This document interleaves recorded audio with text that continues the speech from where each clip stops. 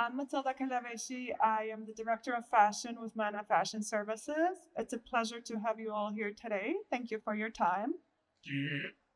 Over the past couple of years, I would say, we have seen the subject of AI come up with a lot of frequency, and it has evolved from a buzzword to an actual business necessity for the most part. So today's subject matter is going to touch more into how AI is being integrated in fashion. For those of you who followed us, we had our initial panel last year, but we barely kind of scratched the surface on AI within the fashion industry. So we're excited to do the follow-up panel today. We have an incredible list of panelists here. But before we get started, I would like to take a minute for them to introduce themselves, and then we'll dive in. We'll start with Julie. Thank you, Matilda, and thank you for having me again on this panel, and thanks to all of you for attending. So I'm Julie. Just like you, I come from the fashion industry. I worked around a decade in fashion, and I started in buying, and I evolved to head of buying and design. I worked 4 years at Inditex at Zara as well, and another brand of the group. After that, I evolved to become a corporate product strategist, so kind of overseeing everything. So not just the buying and design, but the planning, the visual, the marketing, and like putting it together. And after that, I was so frustrated with the way like all those companies were working, even like the best in class, that I decided to pivot into technology because I saw an opportunity to use data to like better drive product decision making. And so around 7 years ago, I created a company that is called Sustalytics, and I'll talk about it. And it basically predicts what will sell. So since like pivoting into tech, obviously I've been following and using AI and the way it's been evolving. And yeah, I'll talk more about that. I have the pleasure of chatting a lot about AI. So I'm very excited. Goes it. Wonderful. Thank you, Matilda. Thank you, Julie. Good afternoon, everybody. It's great to be here with all of you. Thank you for joining us today. I'm Tim Baxter. I too have spent my entire career, maybe it's past tense now, in the retail industry. I grew up in the department store business, actually, when the department store business was very, very different, and lived through the consolidations of the department store business until it finally became Macy's. I was the chief merchandising officer at Macy's. After I left Macy's, I became the chief executive officer of a contemporary company, Delta de Leo Premium Brands, Seven for All Mankind, Splendid, Elamos, a bunch of little contemporary brands. And then ultimately, I was the CEO at Express. I left there about 1.5 years ago, joined the board of directors at Stitch Fix, and then sort of enjoying a sort of semi-retirement at this point, but still very, very much engaged in the industry and certainly in the evolution of the industry. And having lived through 35 years of evolution in the industry and seeing, from where I started to where we've come, I think we're at the beginning of a very new phase in the industry. And that's, I think, why we're here to talk today. Oh, wonderful. Thank you, Tim. Tatiana. Thank you, Matilda. Hi, everybody. Good afternoon. Excited to be here. My first time joining this wonderful panel. I have also a history with retail and also with hospitality. So I started my career. I spent 15 years at Disney and Starwood, which is now Marriott. And that made a transition to Louis Vuitton, where they had the vision about 12 years ago that they needed to bring the experience to a different level. So they were bringing folks with a different perspective into the retail sphere. And I got to work there for 6 years. I was the head of operations and customer experience for the Americas. After that, I worked with Stuart Weitzman, heading their global operations and customer experience. And in my last executive role, I was senior vice president of sales, retail, and operations for Neiman Marcus. And since then, for the last couple of years, I manage my own consultancy, HarmonIQ. It's a boutique consultancy that really works at the intersection of customer experience, operations, and technology. which is something that I have been has been the common theme in all of these jobs, in all of these positions, everything that I've driven at that intersection. And I'm also currently advising Aurora Retail Accelerator, which is an AI project creating lang chain modular tools to solve very specific problems in retail. So I'm very, very connected with what's happening. I'm super geeky, so I read everything there is about it. So, they were asking me, like, why do you have a paper? I'm like, because I have all the stats. If I need to go back to the stats, I can look at them. So I love what technology is doing, but I think that there is a special mission for the domain experts to continue to bring that the domain expertise and the humanity that needs to be part of this work to enhance AI versus a replacement. So very excited to talk about all that today. Thank you for sharing. I mean, how lucky are we? Like, we have some of the best experts in the field here. So let's get started. I will start with Tim. So Tim, as a former CEO, navigating digital acceleration and operational complexity, how do you think today's leaders should approach AI from a top-down strategy? It's a great question. And I think that, as I look at, my 35-year history, the retailers that are most successful today are the retailers that were at the forefront of the digital acceleration, and there's no doubt about that, when you look at most of the retailers that are highly successful today. So I think for retailers to be successful in the future, they're going to have to be at the forefront of this AI sort of evolution or revolution. I'm not sure which word I would use, quite honestly, because I think it's going to happen much more quickly than other transformations have happened.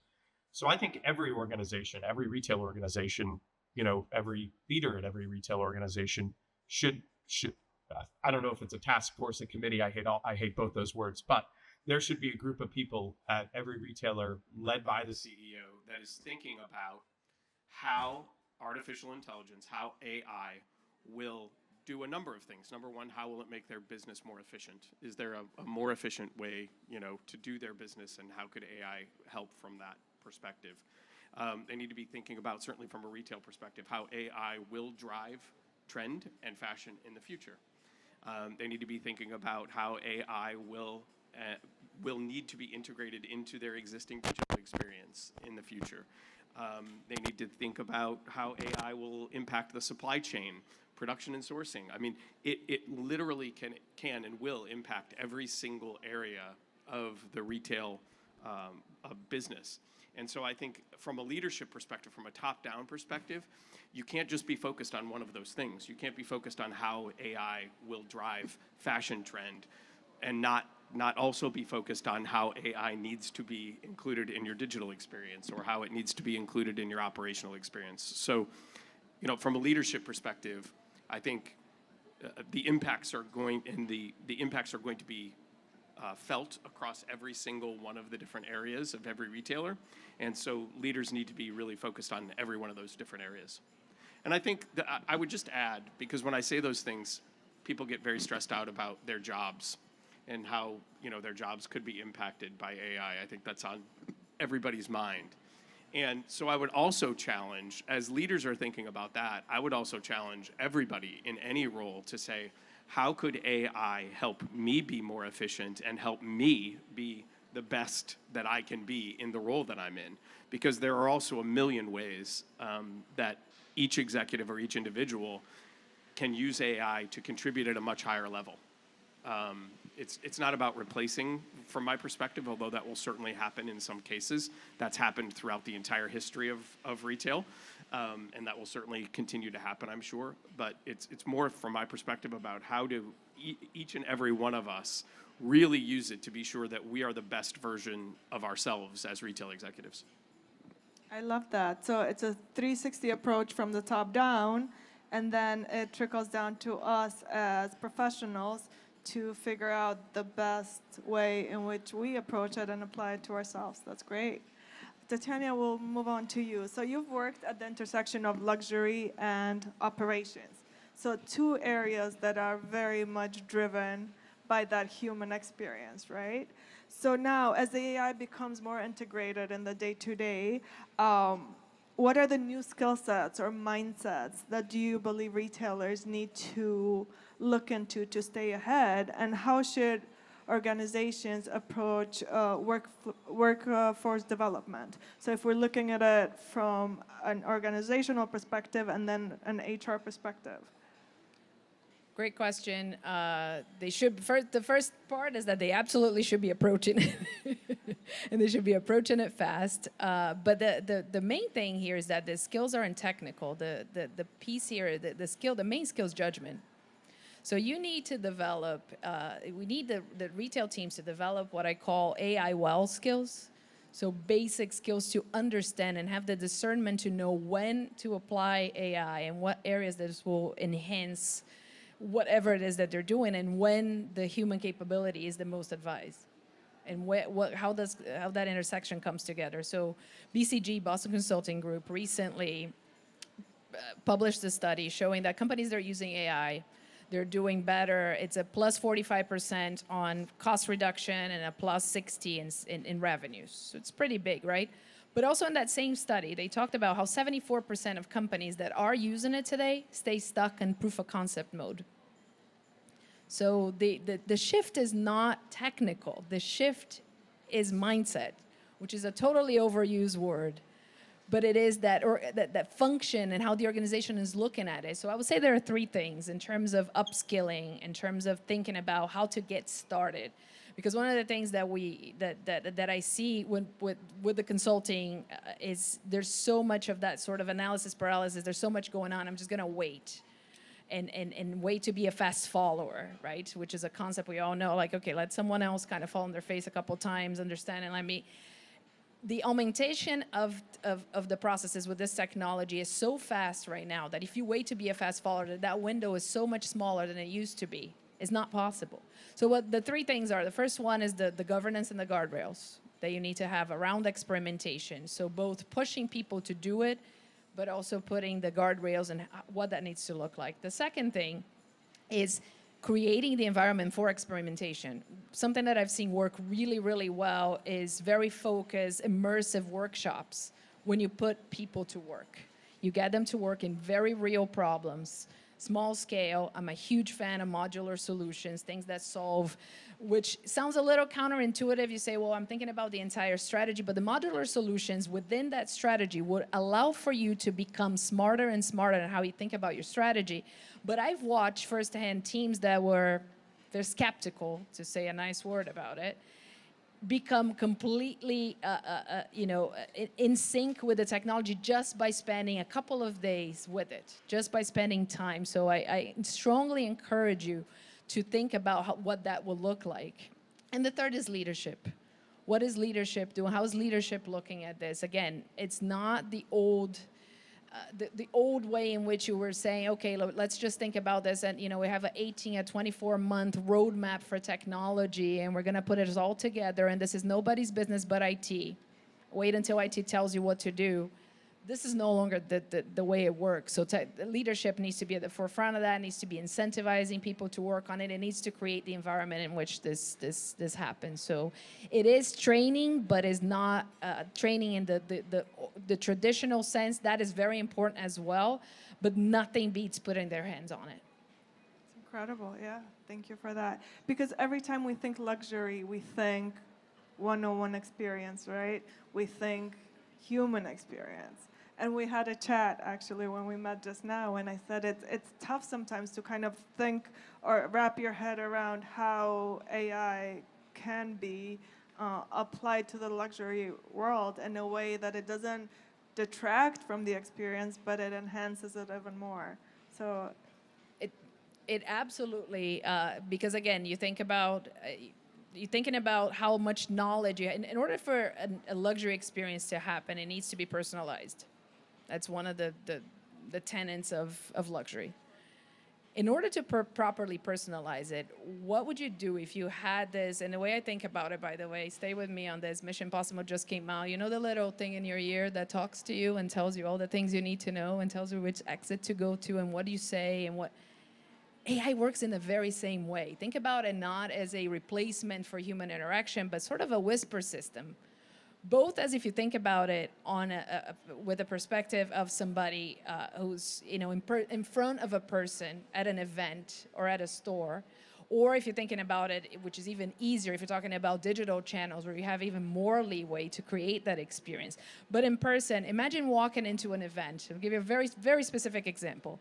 You're invited to an event, you're attending a luxury event, you're walking into that event, and how many people have been to an event here where you get there and they invited you and you've been shopping with that brand or you've been doing business with that brand and nobody knows who you are and you have to introduce yourself and you have to explain who you are and what you're doing there 30 times over the last, I don't know, many years. I have to do it many, many times. Who's been to a store where you shop all the time and they ask you, was it your first time here? What AI does is take that away. Imagine walking up to someone and knowing what that greeting should look like, knowing what I should say. I know your history. I know how long you've been with us. I know what you like. I know what you don't like. I'm just way smarter now because I have this. I don't need to remember this. It takes away that game of remembering things and not mixing up the information. And so it's a game changer because it does exactly the opposite of what you would think you would do. It's not meant as a script. It's meant as an enhancer of the relationship. So you can spend that time instead of fact-checking and remembering things or looking up information. You can spend that time relationship building. You can spend that time with someone building that relationship. Great answer. Thank you. Julie, let's shift upstream. So you've helped leading brands reimagine production, decision-making through data. What is the main change that you see at the core of how we develop and validate collections nowadays? That's a good question, and I'm gonna wrap it around like what you guys said, because I feel there's a first thing that is important is like you mentioned data, we mentioned AI. I think the first thing to remember is the human behind. So the way we've always worked in the fashion industry, when we decide on a product, you design a product, then maybe you look at past sales data, you kind of look at trends, what's going on, and then you make a decision. And sometimes if you work for a big company, you're talking about minimum quantity, 100,000 units. And then it's only when it gets to the store or online that you actually get to discover, is the consumer liking it or not? And so that's where the data comes in. So it's how you can use the data to support your work. Honestly, the job of a buyer is really hard. Because, if they love it, you didn't buy enough. If they don't love it, you bought too much. So it's like, how can you get more support and do a better job? How can AI help you do your job?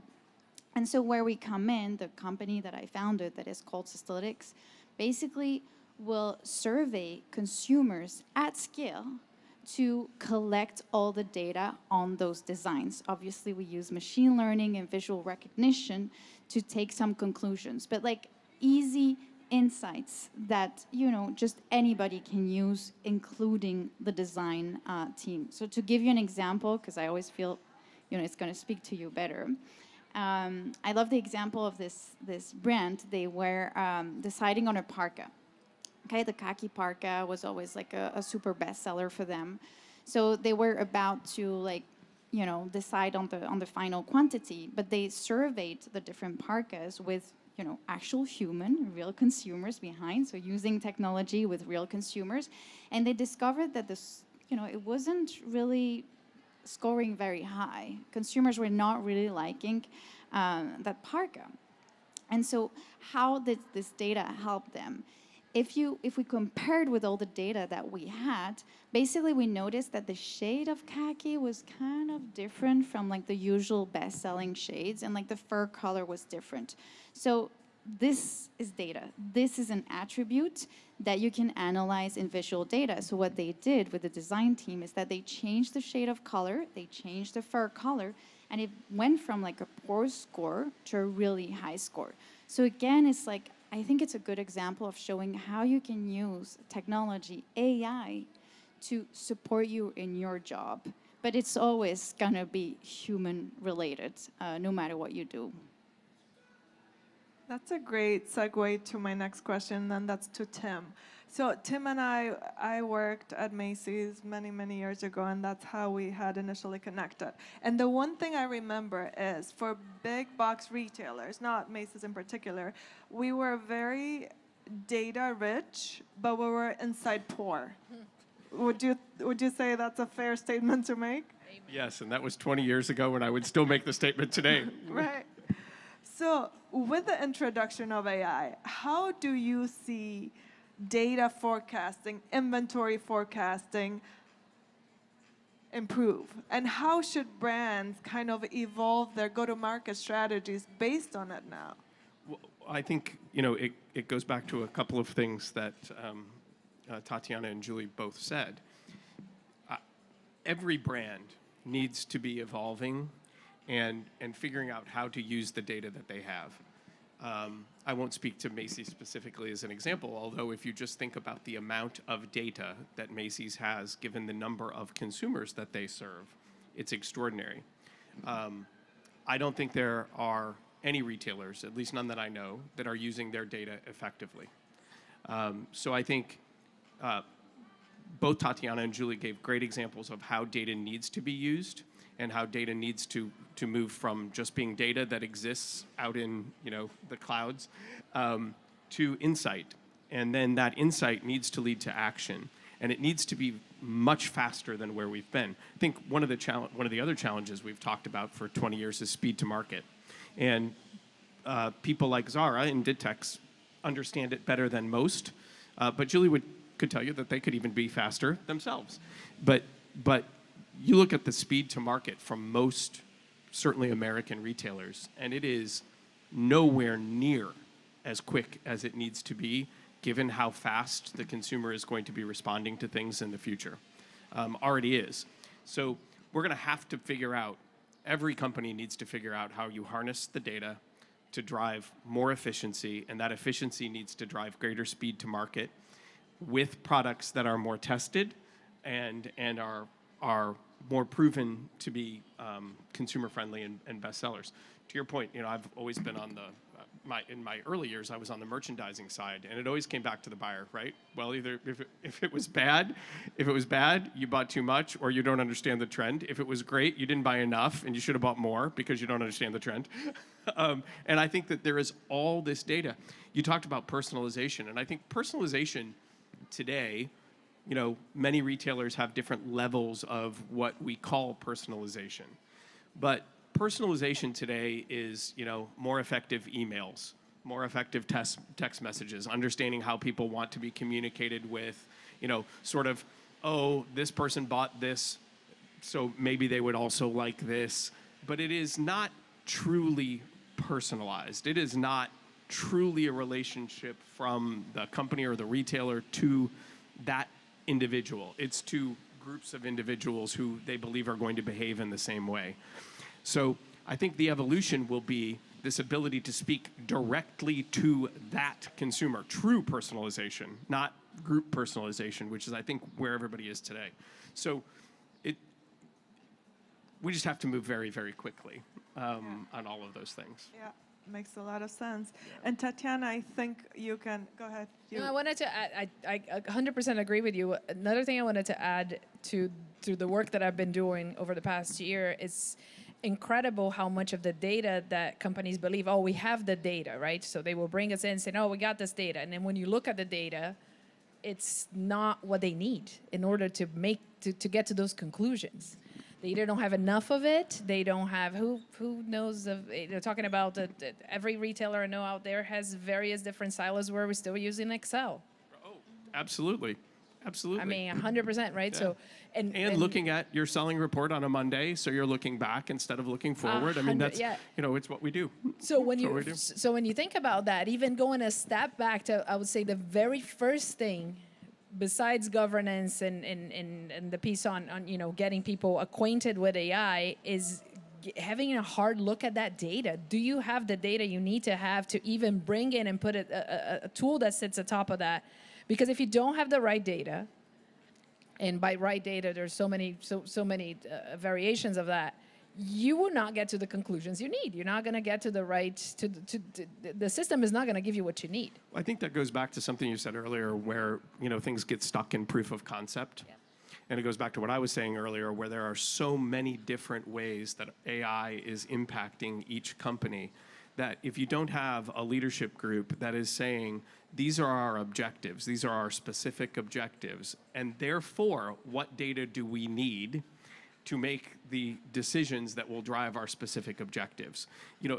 People talk about it in too global of a sense, so it just gets stuck in proof of concept because nobody's drilling down to say, okay, these are our specific objectives. What do we need from a data perspective, an insight perspective, and an action perspective in order to drive our objectives? Because not every retailer will have the same objectives. You should come to the presentations with me, I think. It's wonderful. So I'm enjoying my retirement too much. So we'll continue on with you, Tatiana. So you've overseen basically retail experiences at brands known for kind of focused on that emotional experience, right? Because what is luxury? Luxury is personalizing these experiences for them, tapping into the emotional aspect of the buying or the garment itself, because we're technically not buying the garment. We are buying the status that comes with it. At times we are buying self-esteem, so on and so forth, right? So how can we incorporate AI into the mix to where we can receive real-time feedback in some of these experiences or predictive analysis that can help us create the right activations or improve clienteling as it pertains to luxury? So what AI does, and I was having this conversation before the panel, these are not new concepts. We know what the concepts of this engagement, that successful engagement looks like. What's different about it is I call it mass customization of special moments. Because you're able to do that with the knowledge that you have about the person, about the product, about whether it is, Burberry giving people the opportunity to learn about craftsmanship as they approach an item at the fashion show. And taking away that, again, the memorization piece. Does the associate have time for this? How, because we live, the concept of luxury many times is tied to a perfect situation, and we live in an imperfect world. Nobody has enough associates on the floor. Nobody has enough product in the back. So this idea that you could create this incredibly intelligent system that helps you move from a knowledge worker to an advisor, to someone that's truly, and talking about that individualized personalization. And when I'm working with you, whether it is in person or via digital channels, the ability to pivot based on my responses is much, much faster. That's the other piece that is really important when you're talking about experiences, when you're talking about hitting the right marks with people. AI analyzes sentiment and analyzes how someone is responding to something in a level of detail that we haven't seen before. But it doesn't just do that, it records that. It builds it that atop of everything else that you've done with that brand, all of the other interaction, every single touch point. Because those touch points were not just, when you think about it, and you're thinking about the luxury experience, we often think about an associate. Let's say I'm the associate who works with you when you come to the store. But I'm not the only person who has worked with you ever. You interact with us in various different ways. So that knowledge, that information, that institutional knowledge, if you will, when it's taken in by AI and by the systems, and it's brought back to you as insight that's able to make that conversation the smartest, the best, bring the most added value. That's when that magic happens of understanding, are you there because, what is your motivation as a customer? But does that take away from the intimacy that was once created with those relationships, or do you think it amplifies them? Absolutely amplifies it. I mean, if someone, let's talk about someone, let's give another analogy, right? If you go out with someone and the second time you go out with them, they remember everything you said the first time. They came back with some new ideas. They have some other interesting things to say to build on the things you discussed the first time. Is this a dream or what? That's a great analogy. Tim, you've led large retailers through major transformations. Would you say that's a fair statement to make? Yes. COVID 2020. Yes. But even before that, most people don't know that up until 2015, Macy's and Macy's.com were two different companies. Which is crazy when you think about it. Literally two different companies with two different CEOs, same customers. So, yes, that was a major transformation too that we integrated in 2015. So major transformations, yes. I bet. So in your view, what does it take to execute personalization at a scale, but in a scale that's efficient? And where do you see retailers kind of falling short as of right now? We've had this conversation before. Yeah. Well, I think it all starts with leadership. It all starts with leadership. You have to have an engaged leadership team that is truly committed to any transformation. Whatever transformation you're talking about, you need a leadership team that is truly committed to that transformation. And I think it goes back to what I was saying earlier also. That leadership team needs to have very specific objectives for the company, and the entire company needs to understand what those objectives are and how the role that they play in the company drives those objectives. When you think specifically about personalization, I kind of jumped the gun, I guess, on my last answer. That I think that where we are in personalization today is not really personalization. I think we have archetypal consumers. Each retailer has archetypal consumers. They group consumers together. That's how they try to decide how a consumer is going to behave. They say, well, this person bought this top, and this person bought that top, but this person also bought these three things. So now I'm going to try to drive those three things to that person. So is that personalization, or is that just archetypal consumers? I think that's archetypal consumers. Personalization is I'd rather you text me than email me. There are different levels of personalization. Certainly the luxury players have much more rich data about their consumers and are more personalized, specifically personalized.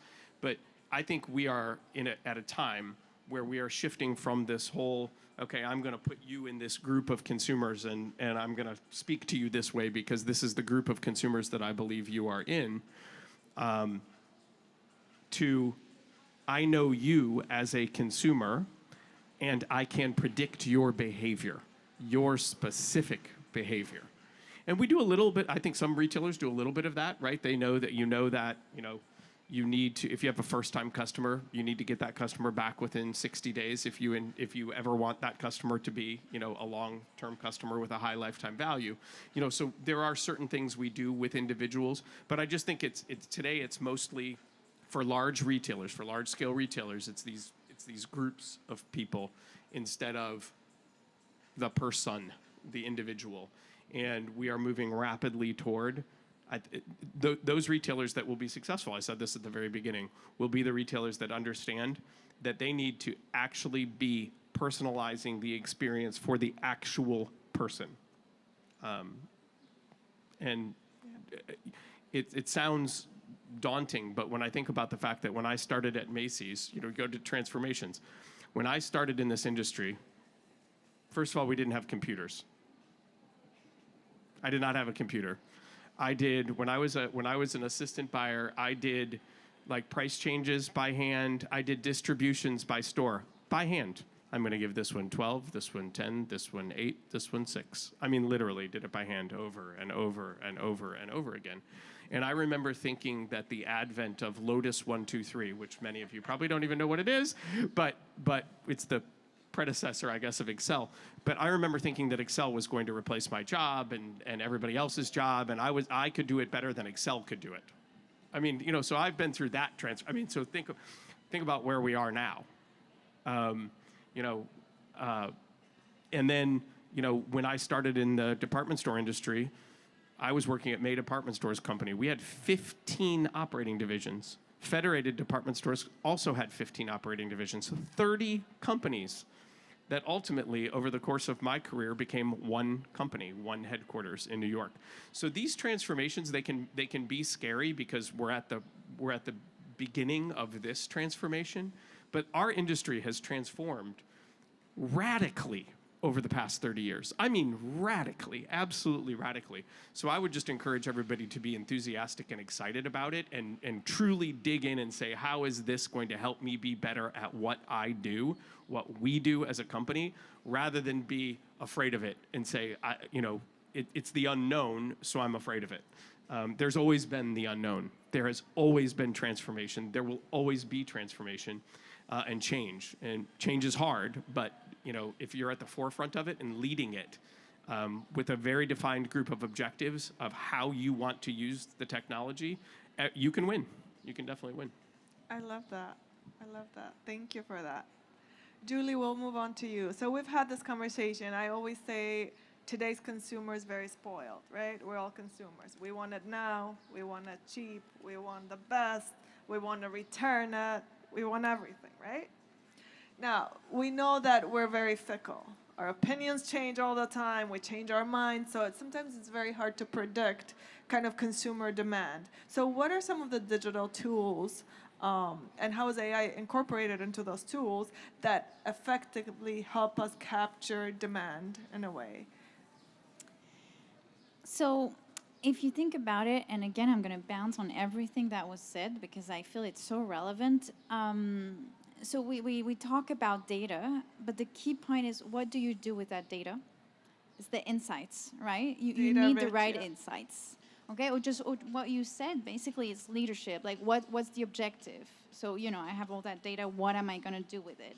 So I think that's the key point to understand, and I love your analogy with if I go on a first date, remember my name, and that's a starting point. So I would say, like, the first key are the insights. So obviously, I'm going to try to put it in a very simple way, but the insights need to be quantifiable.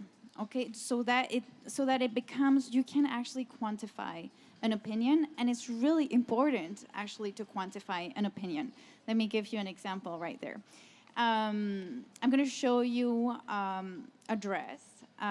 It's red, and I'm going to ask you, why do you like that dress? And it's so the color is so, that's the first thing you see. You're going to say, oh, it's because it's red. But actually, we can't quantify that answer, because actually you need to have several dresses. Maybe one is long, maybe one is short, maybe one is sleeveless, maybe one has sleeves. All of them have to be red. And then I'm going to ask you to basically give me your opinion on it. How likely are you to buy this dress? And so you're going to tell me, how likely you are to buy each of those dresses. And it turns out that we gather all this data. Here, obviously, I'm talking like millions of data points, but I'm trying to make it simple. At the end of this, we're going to analyze the data with AI, and it's going to tell us, well, the person likes that dress because in general, it prefers when it's long and it prefers when it's sleeveless. So here is like a key learning. You like that dress because of the shape, not obviously because of the color. It's really important to kind of quantify the data and have the right objective of understanding, because sometimes it can be bias. And I feel like with AI, bias is like another huge topic that we could talk about, because actually it's human behind the AI who are kind of like programming like everything that the AI gives you. So to try and make it simple, I would say it's kind of like data. What do you do with that data? What are the insights? Recommendation needs to be quantifiable. It needs to be objective. And you, even as a human, we're talking about that. Verify, like kind of question your AI all the time, because at the end of the day, you're the one controlling it. It's a human process. So yeah. Great answer. And we kind of chatted about this. This is not one of the questions, Tatiana, but when you train your GPTs, you were mentioning, what are the requirements that you put forth? That's interesting. So one of the things I do, I love building agents and GPTs and projects. I've been building them for various different things, and it's recommend as a really fun way to learn, by the way. Several courses out there, but you can just jump in and do it. One of the requirements is that it tells me the source.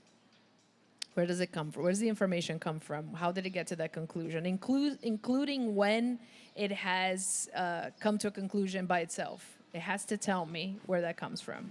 And then sometimes I ask follow-up questions to like, okay, you came to that conclusion, but what were your sources? What led you to that? How did you walk me through your process, your thought process?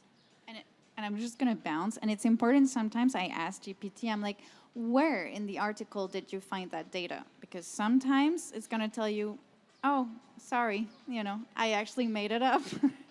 So you have hallucinations in all of these systems, which is why it's so important. If there's one thing that I say over and over and over again, that domain expertise cannot be replaced in this. It's why is the AI enhanced human concept. It doesn't work if you're just trying to look for AI as a cost-cutting tool to bring we're just going to make it really. It's not going to work. I have hundreds of examples. Be happy to share, not right now, but I have hundreds of examples of failure of using the technology in a way where it doesn't enhance what you have. It just automates a bad process, or it makes something robotic. It creates it goes by the hallucinations and it runs with it. So when you're talking about the piece on ordering and the merchant teams, one of the ways in which you've seen working really well, because you have teams that have spent an entire career on their intuition and on their knowledge, on their institutional knowledge of how things work, and they have done exactly what you're saying, 12 here, and they went from doing that just from their intuition and from their gut and from knowing the business to a little bit of the Excel behind it. But now one of the things we've seen work is how we combine. We say, okay, great, we're going to do a traditional merchant method to do this side by side with the AI. And let's see what we get. And what we've seen is a very interesting combination of both. In one of the retailers, there was a decrease in loss by 15% just by combining the two methods of forecasting. They were looking at 15% less in promotions that AI alone wouldn't have arrived to, and the humans alone wouldn't have arrived to. So we see some very interesting moments where that comes together. But long answer to your question, make sure that you are connected to, especially if you are the expert in that subject. If you are the subject matter expert, you gotta be at all times looking for those hallucinations, looking for those deviations, and continuously training the model. Think about training someone to ride a bike. It's going to be a while until you can take the training wheels off. Thank you. I think we have a question from the audience. Yes. Can we do? Yeah, Julie. Got it. Okay. Thank you, Mr. Macy's. So you guys talking about the retail, how the retail gonna feel the new changing. My question is, I used to sell to Macy's in New York. Buyer used to come, bam, bam, bam, used to buy, or we used to send them email. My question, if you have any tip to the seller, to people, like if I have a home wholesaler and or importer, or I want to sell them, how shall we react to the new AI? Do you want me to take it? Take that? Yeah. Well, I think it's a really, really powerful, or it can be. There are many different ways a wholesaler could approach using AI in their interactions with their retail partners, and it's all data, right? So, think about what Julie was saying. If when you present your line to a merchant, you can share with them data that supports that what you're presenting will be a bestseller based on the data that you have, that buyer is going to be much more inclined to say, oh, wow, yes, based on that data, and be able to cite where you got the data, right? So if you in your organization as a wholesaler you have certain objectives. Right. Whatever it is, you are now using the data to sell in. It's no different than the retailer using the data to sell to the consumer, right? So I would have as much data as possible about every single thing that you have on your line, and use that data combined with the data that hopefully the merchant will be coming with, from their databases, and then be able. I think you'll be able to be much more successful with sell-in, and you'll be able to be. Look, I know how the Macy's partnerships work, so I think you'll be able to be much more successful also, in building your business with them, because success breeds success breeds success. And just to bounce, we have a lot of a wholesaler who use our services exactly for that purpose, to basically test the product with a target consumer. So, depending on the brand, they have a certain target, and they go in and present the products with actual data, with scores proving that, this is potentially a bestseller for this specific brand. And we have another question before we continue. Yes.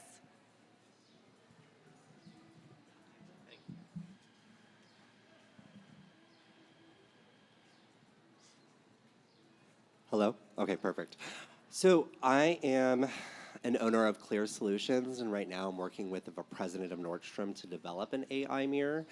Have we come across any kind of AI technologies that work on the 3D modeling of the clothing while I bridge the gap between the human connection with their back-end sales team? So let's say any kind of niche 3D modeling companies that can handle the front end of processing the 3D imaging. I'm just curious if you guys have come across any kind of companies that can handle that.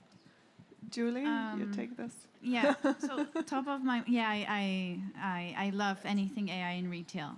So top of my mind is like you should look 3D modeling. Chloe, no, Chloe is the most famous. Sorry, but I believe Style 3D has done a lot of has evolved more rapidly. They have more money behind as well. So I would definitely look into Style 3D when it comes to 3D design. And then just because we're here, in terms of fitting, I would look at Fit Match, who is actually like a Florida company. Yeah, they're local to Miami. Exactly. Actually. So I'm like, let's go for them.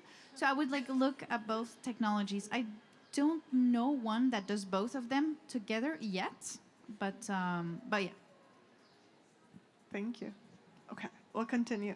So Tatiana, we'll go back to luxury. Okay. So one of the historical ways that luxury handles inventory management is through controlled supply, right? So if they are to integrate AI into their supply chain, how can they do so while they stay true to the core of how they operate, becoming more efficient, but maintaining their exclusivity?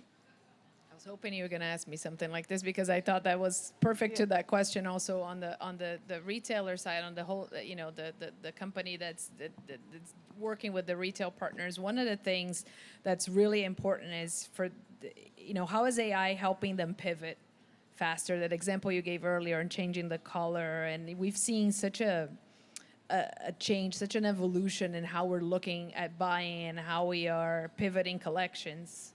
And some companies have been faster and some have been smaller with it, but I think that there's a really big piece to it.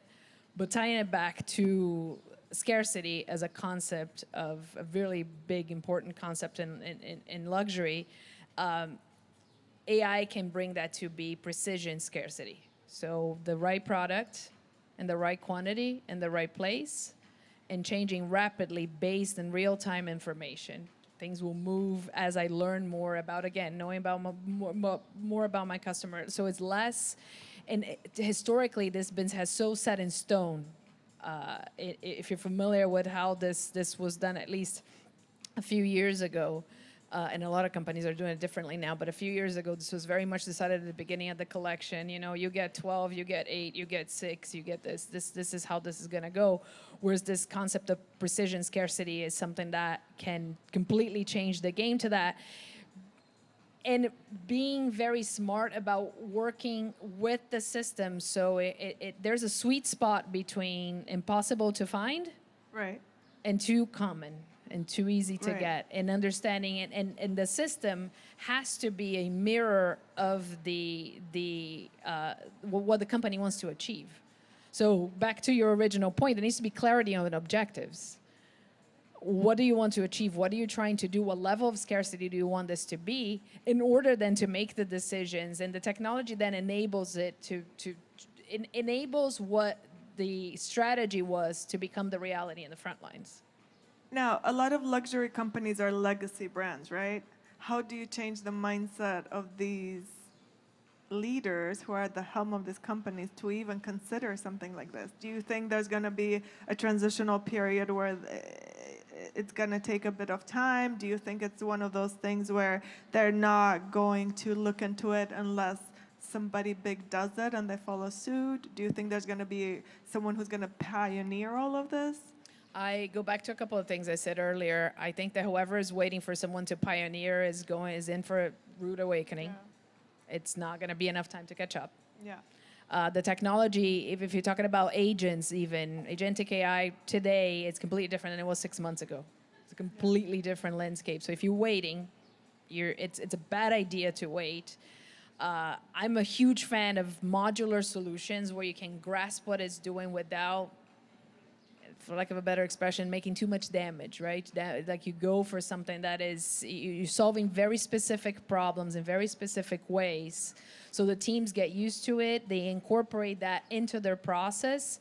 And something that I was saying earlier, I think is a really great way, is how you bringing teams that are not used to working with this, where you start working with the side-by-side, right? You have the processes, the current processes, and you have AI happening next to it and developing together, and you understanding where the differences lie, where the biases are, where are the enhancements that need to happen, because ultimately AI has to deliver something that's better than what you have today. That's the principle in any technology that you're implementing. You know, if you're not getting there, it's not being done right. But I think that that's a really important thing, to bring the teams together, which goes back to my very initial point on there's a combination of fear, of lack of knowledge, and organizational constraints that's stopping people from using AI in the right way. And those three things can only be managed with leadership. So back to your question on, is it a mandate? It has to be a mandate, but not a mandate in the old way of like, this is how you're going to do it. It is, we build this together. Yeah. I often say that you can do way more than you think you can with AI, but you can't do it alone, and you have to do it yourself. You have to be part of it. That's great. So that's a great segue to you, Julie. Now, how do you think the merchandising role has evolved, and how can like the creative team now work with the data team to collaborate better together and kind of achieve these goals that Tatiana was mentioning? Because if it's all very siloed in big companies, right? The data team is very much separate from the merch team, from the accounts payable, so how do we get everybody to collaborate? Yeah, that's a great point. I'm just going to bounce on the fact where you said fear. You know, when it comes to technology, there's a lot of fear, and I love that you always mention the example of like, you know, at some point there was Excel and everybody was scared. And so in the creative world, the same thing is happening. With AI, I mean, you have seen with generative AI how you can create stunning images in just a few seconds. So we have a lot of designers who are, you know, getting very concerned about that. So I always love to give this example about painting and photography. So you have to know that photography, when it came out, painters, they felt the same way. They felt threatened because basically they had worked years on the techniques of realism, and now photography could just do it better than them. And so this is actually, photography is what sparked the different movements. So for example, surrealism, impressionism, anything that photography couldn't do, it basically freed their imagination. So I always love to give that example when it comes... That's a great example. I love that example. Like in the creative world, it's just gonna spark something new. So I love that you said fear, because there is a lot of fear. So to give you like a concrete example, because I love giving examples from my own experience. So we had this brand, they wanted to have leopard in their collection. And you know, in general, creatives, they're kind of against data, as if, you know, data is not sexy, super sexy. And so they wanted leopard in their collection, and it turns out that the leopard scored really bad. So again, like you have creatives like being like, no, like you don't understand. Like leopard is like trending and it's coming. But so actually, how can you make them work together with the technology? So basically you had the merchandisers, they also know about past sales, and they were like, well, you know, it was a bag. So they were like, oh, well, you know, when the bag is like actually smaller, sometimes like it sells better. And so they started kind of brainstorming about like different versions of a bag, but still in this leopard print. And so the design team like got really creative, and like they changed the shade. They did like a gray leopard, and then they did different combination with black and leopard. And then we tested it again, and it went from, you know, a leopard style that was gonna sell really poorly to a leopard style that consumers would fall in love with. So it's kind of like a good example of, you know, how creative got excited about data and about working together, because it was still their vision. It was still them thinking of, you know, how you can create a leopard that people will fall in love with. It's a great example. I agree. So we'll have one last question, and that's for Tim. So we are at a trade show. So let's talk about wholesale. You have ample experience in wholesale. Let's talk about how AI can be incorporated in wholesale in a way that's meaningful and that hopefully brings forth a bit more strategy when it comes to production, right?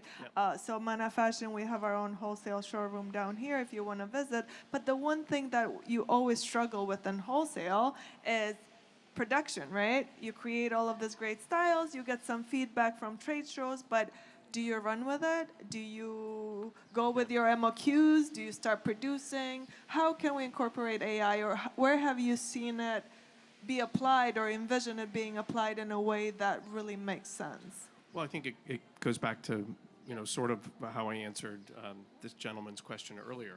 I think the way we've talked about it from a retail perspective also all applies at a wholesale perspective. You know, the consumer is just different, right? So from a wholesale perspective, your consumer is the retailer. From a retailer's perspective, your consumer is the actual consumer. But if a wholesaler can get to the point where they're not only integrating their own data, but also using the retailer's data, so they can, that you can actually build product that you know will be successful through that cycle, right? So yes, your consumer is the retailer, but ultimately the consumer has to be the actual consumer, or you will not win. So how as a wholesaler you drive from beginning of cycle all the way through to the actual consumer with that retailer in the middle. So I think you have to figure out how you use your own data and integrate that with data that your retail partners will bring to you to be sure that everything you're creating tests really well, and you're going to have a really, really successful product line. I think, to your point, we wait to get feedback at the trade show. Right. We wait to get feedback. It's just like looking at the Monday morning selling report. If you're the merchant, right? You're waiting to get the feedback. You're reactive versus proactive, and being able to actually say at this trade show, we know this is going to work, and this is why. This is how we know it's going to work. And it's going to work in these places, and it's going to work, you know, with this level of scarcity. You know, I mean, all those questions can be answered ahead of time as a part of the sell-in to the retailer, which will make you much more successful ultimately with the consumer. And then can I just add one thing? Yes, please. That I've been thinking about. We've talked a lot with all of you about the impact in big organizations and how to get this integrated into big organizations and leadership, et cetera. But some of you may be in very small companies, in your own companies, or know people that are in your own companies. And I would say that there's also this enormous opportunity for those of you who are challenged by the size of your organization to use AI actually to build like sort of a virtual organization. So if you're a small retailer or you're a small wholesaler and you have gaps that you can't fill because of the size of your company, so you have, people that are doing multiple different roles or wearing multiple different hats, how can AI help your organization be much more efficient, and give a person who may be wearing multiple hats, give them the tools that they need to actually do each of those things much more effectively and efficiently. So we've talked a lot about big organizations and leadership in big organizations, but I think it is an enormous opportunity for small organizations to expand, expand their organization without actually adding people, without actually adding expense. Great point. Yes.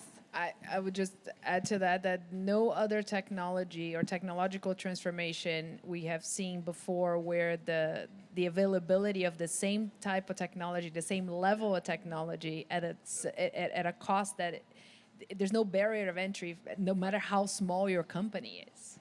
So that was not the case with any other technology we're talking about before. You had to have a certain budget to be able to invest in order to have access to any of it. And if how many of you out there in the audience have used some sort of AI, ChatGPT or something, right? Okay, good. So, because I was going to say, if you haven't, go out there and just ask it. Like, think of as you're walking through and you have a question, like, ask it, and you'll be amazed. You'll be like, oh, wow.